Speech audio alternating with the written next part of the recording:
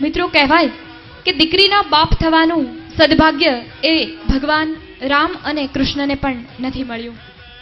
અને કદાચ એટલે જ રામ અને કૃષ્ણે ધનુષ્ય અને સુદર્શન ચક્ર જેવા શસ્ત્રોને, હથિયારને હાથમાં લેવા પડ્યા હશે.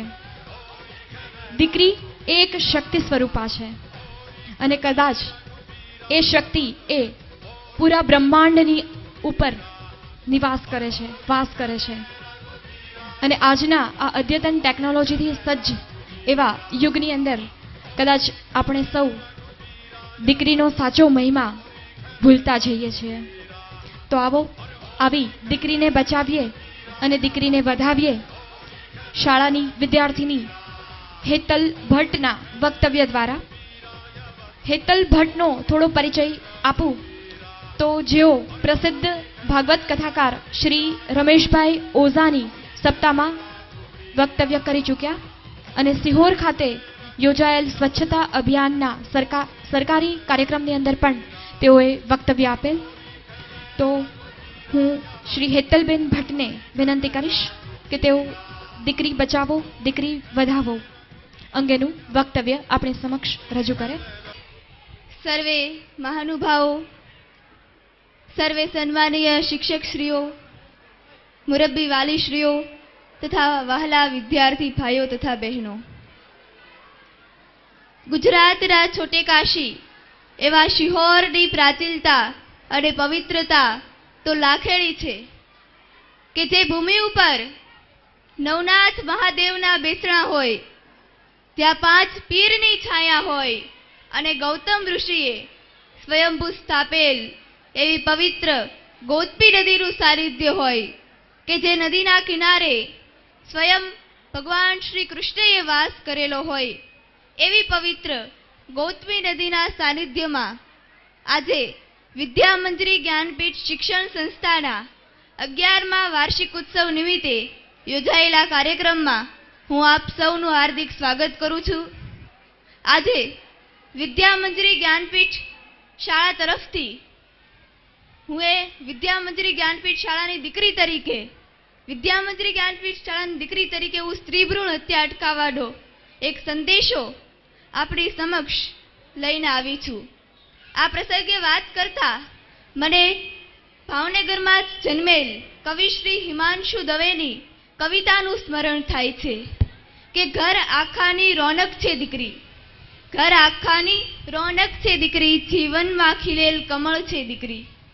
ક્યારેક તડકાની જેમ મધમત સોહાતી, ક્યારેક શીતળ ચાંદની છે દીકરી. શિક્ષા, ગુણ અને સંસ્કાર જો રોપી દો તો દીકરાની જેમ સક્ષમ છે દીકરી. સહારો આપો જો વિશ્વાસ દો તો પવિત્ર ગંગા જળ છે દીકરી.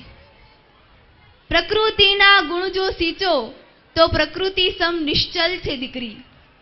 તો પછી કેમ અણગમો દીકરીના જન્મ સામે, આપણી આવતી કાલ છે દીકરી. આપણા દેશની સંસ્કૃતિ દીકરીને સમજવામાં ઊણી ઉતરી હોય એવું અત્યારના વાતાવરણમાં જણાઈ રહ્યું છે. ભાઈઓ બહેનો, દીકરીને સાપનો ભારો કહેવામાં આવે છે. કદાચ અગાઉ ક્યાંક સાબિત થયું હશે, પરંતુ તેને તુલસી ક્યારો કેમ ન કહી શકાય. દીકરી એ તો ઘરનો દીવડો છે, લક્ષ્મીનો અવતાર છે. દીવડા વગરના ઘરની કલ્પના કરી છે કદી? અંધારાથી સૌ કોઈ અકળાય છે. આવું અંધારું કદાચ દીકરો પેદા કરી શકે. લાડકોડથી ઉછરેલો દીકરો વહુ આવતા મા બાપને છોડીને ચાલ્યો જઈ શકે છે, પરંતુ દીકરી એ તો પારકે ઘરે જાય છતાં અંતરથી તો મા બાપની સાથે જ હોય છે. એક ઘરનું અંજવાળું બીજા ઘરમાં જઈને પાથરે, એનું નામ દીકરી. મુરબ્બીશ્રીઓ, સંત શિરોમણી અને પ્રસિદ્ધ રામકથાકાર એવા મોરારી બાપુ અવારનવાર તેમની કથાઓમાં દીકરીનું મહત્વ કહે છે.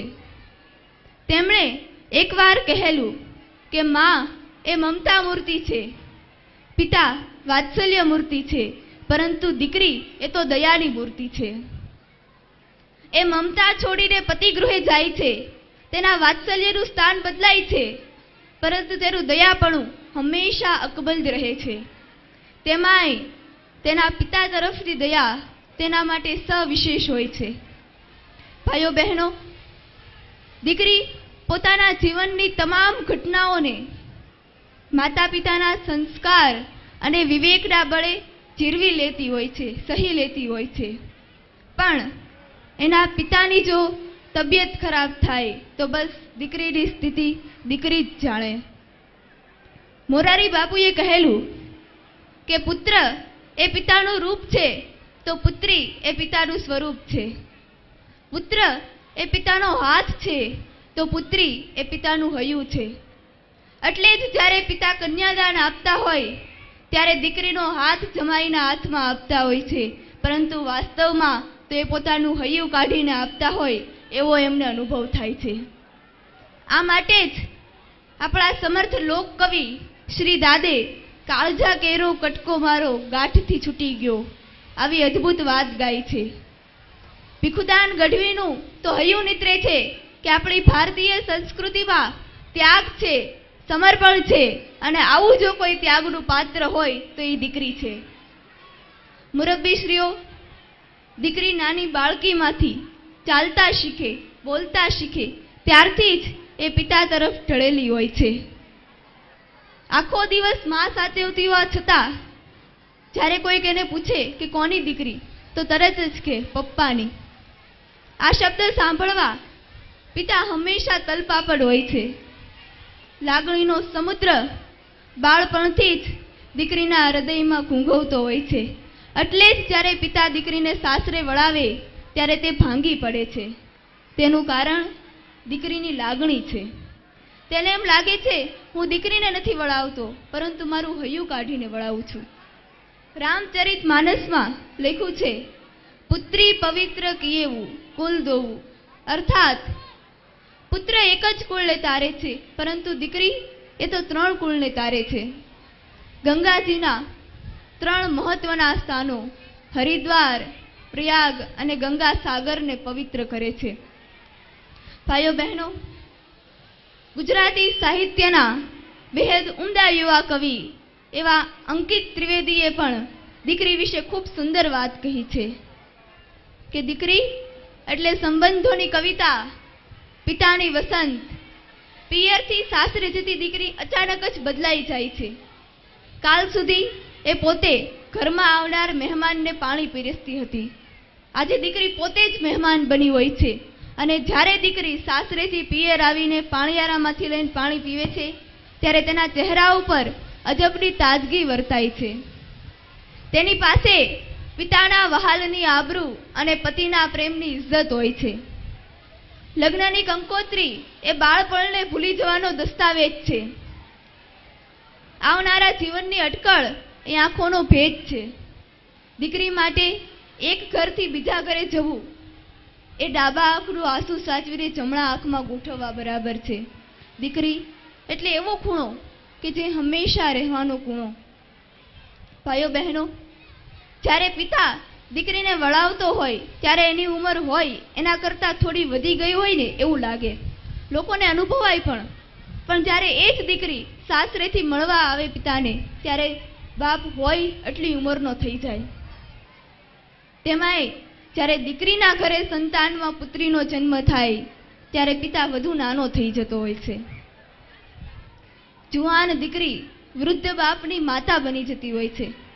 જેમ મા બાળકને ખવરાવે, સાચવે, જમાડે, તેમ દીકરી પિતાનું ધ્યાન રાખતી હોય છે. મુરબ્બીશ્રીઓ, સૌરાષ્ટ્રની ધરતી ઉપર તો બાપની માં દીકરી બનતી હોય છે, પરંતુ એક આર્ય નારીએ પોતાના પતિની માં બનીને આપણી સંસ્કૃતિને દીપાવી છે. તેની એક સત્ય ઘટનાનો પ્રસંગ લેખક શ્રી પી.બી. ઢાકૈયાએ લાગણીની હેલી પુસ્તકમાં વર્ણવ્યો છે કે સૌરાષ્ટ્ર પાસે આવેલ મહુવા ગામ, મહુવાના દરિયા કિનારાની નજીક એક નાનકડું ગામ આવેલું હતું. ત્યાં બધા સારી રીતે રહેતા હતા, પરંતુ અચાનક એ ગામમાં મરઘીનો રોગ ફાટી નીકળ્યો. લોકો મરવા લાગ્યા. અમુક લોકો ગામ છોડીને ભાગી ગયા. તેમાં એક ઘરમાં વધી માત્ર એક 10 વર્ષની દીકરી. તે દીકરી બીજા ઘરે જાય છે. તો બીજા ઘરે એક સ્ત્રી હોય છે અને તેની પાસે 1.5 વર્ષનું છોકરું રમતું હોય છે. તે દીકરી સ્ત્રીને પૂછે છે, કેમ છે કાકી? ત્યારે સ્ત્રી જવાબ આપે છે કે દીકરી, મારી આખરી ઘડિયું ગળાઈ છે, પરંતુ મારો જીવ જતો નથી. ત્યારે દીકરી પૂછે છે, કેમ કાકી? તો સ્ત્રી જવાબ આપે છે કે મારા મૃત્યુ પછી મારા દીકરાને કોણ સાચવશે? ત્યારે દીકરી કહે છે કે હું આ તમારા દીકરાને સાચવીશ. ત્યારે સ્ત્રી પાછી કહે છે કે તું સાસરે ચાલી જઈશ પછી મારા દીકરાનું કોણ? તો પછી દીકરી એમ કહે છે, તો કાકી તમે જ કંઈક ઉપાય બતાવો. ત્યારે સ્ત્રી કહે છે કે તું મને વચન આપ કે તું મારા દીકરા સાથે લગ્ન કરીશ અને એનું ધ્યાન રાખીશ. અને કહેવાય છે કે દીકરીએ વચન આપ્યું અને સ્ત્રીનું મૃત્યુ થયું. આ પરથી આપણને ખ્યાલ આવે છે કે દીકરી કોઈ પણ ભૂમિકા નિભાવી શકે છે. 1.5 વર્ષના બાળકને પોતાનો પતિ માની માતાનો પ્રેમ આપી તેનો ઉછેર કર્યો. ભાઈઓ બહેનો, સમાજમાં જેમનું કંઈક સ્થાન છે એવા ઉમદા લેખકો, કવિઓ અને વિવેચકોએ દીકરીનું મહત્વ આલેખ્યું છે. આ માટે આપણે સ્ત્રી ભ્રૂણ હત્યા અટકાવવી જોઈએ, તેના પ્રત્યે જાગૃતિ કેળવવી જોઈએ અને દીકરીને શિક્ષિત કરવી જોઈએ તથા પ્રધાનમંત્રી શ્રી નરેન્દ્રભાઈ મોદી દ્વારા શરૂ કરવામાં આવેલ બેટી બચાવો અભિયાનમાં સહભાગી બનવું જોઈએ. અમારી શાળામાં પણ આવી જ કેળવણી આપવામાં આવે છે.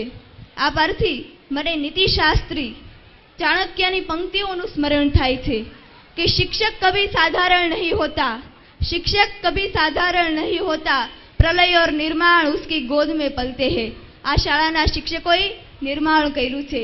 આપણે સંચાલક શ્રી પી કે મોરડિયા સર અને શાળાના તમામ શિક્ષકશ્રીઓને જોરદાર તાળીઓના ગડગડાટથી વધાવી લઈએ.